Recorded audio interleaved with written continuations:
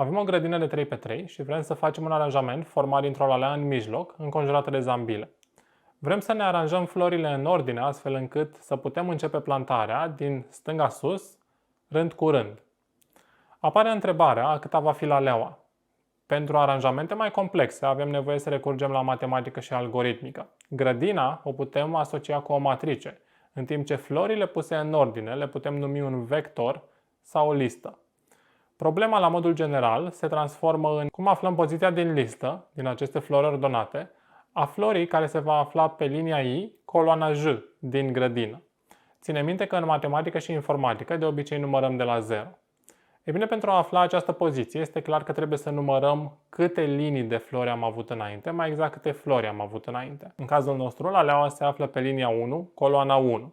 Asta înseamnă că înainte avem o linie de flori formată din 3 flori, ceea ce înseamnă 3 flori. Dacă aplicăm această formulă, observăm că ajungem la începutul liniei pe care se află laleaua.